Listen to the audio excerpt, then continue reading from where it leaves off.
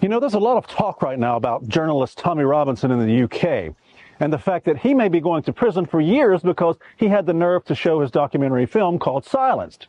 So if you haven't had time to see the film, let me explain the controversy in a brief nutshell. It all started with this short video of two boys in a schoolyard scuffle. One of the boys is white and English, and the other boy is a Syrian refugee. Now, at first glance, you might say, well, what's going on here? One boy is holding the other down and pouring water on him. And if you're a really rational person, you might ask yourself, well, why is this happening? And you might want to know just a little more about the context of the situation.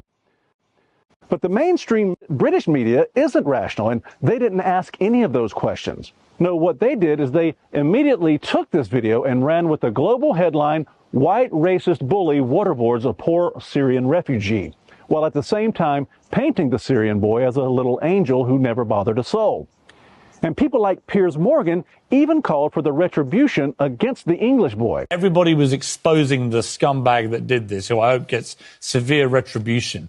A teenager with his whole life ahead of him until it was ruined by people like Piers, who didn't do their due diligence before condemning him to the entire world, to the point that the boy even became suicidal and had grown Muslim gangs with machetes out in the streets looking for him.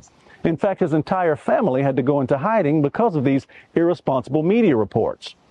So this is where Tommy Robinson comes in. Being familiar with the leftist media in this country and their tendency to twist reality into whatever shape necessary to fit their leftist agenda, he began a massive investigation to find the facts about the incident in the video. And what he found is really shocking. According to witnesses, the Syrian refugee was no angel at all. He had a long history of bullying young girls and even physically assaulting multiple children. He beat one girl with a hockey stick, requiring her to take pain medication for the long-term back injury he caused. He bit another English girl on the head while she was being beaten by other Muslim girls. One boy said that he was stabbed by the Syrian refugee with a compass, and his school records even indicated he was caught with a knife and a screwdriver. Another boy said the Syrian would attack him almost daily anytime he saw him. He called grown women fat white bitches and was often put into detention for his behavior. And do you see this blue cast on his arm?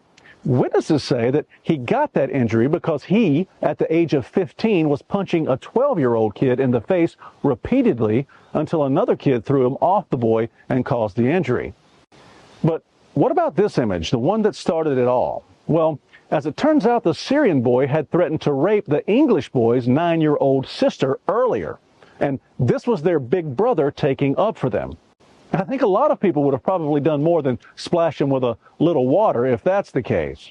Now, as shocking as all this may be, it's not nearly as shocking as what the school did to hide all of this negative information about the Syrian boy from the public once the mainstream narrative had taken hold. It's the reason that none of the witnesses that I mentioned before came forward, because Tommy Robinson found through his investigation that the school spent £250,000 paying off the witnesses who all signed non-disclosure agreements to never talk about any of it. Now, why didn't the rest of the mainstream media report that to you? But it gets worse. The family of the Syrian boy ended up suing Tommy for revealing what he'd found out in his investigation as a journalist. And the judge in the case ruled in their favor, costing Tommy millions. Even when multiple witnesses in the case did come forward, teachers, students, respected members of the community, the judge said that all of them were lying and the Syrian boy was telling the truth.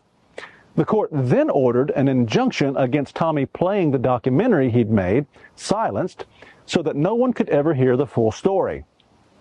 So Tommy had a decision to make here. Should he honor the court's injunction and let the young English boy's life be ruined by what witnesses all claimed were lies about him? Or should he play the film and vindicate the boy so the world would know he wasn't the terrible white racist bully they'd all made him out to be?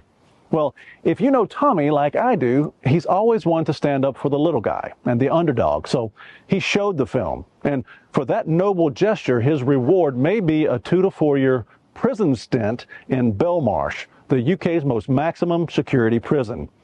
So if you're watching this video, please share it everywhere so that the world knows the truth and the world sees the corrupt establishment, the media, and the judiciary in the UK. And just maybe, if we put enough pressure on them and the world protests enough, we can all help to free Tommy Robinson and send a message to the leftist governments everywhere that we the people will not be silenced.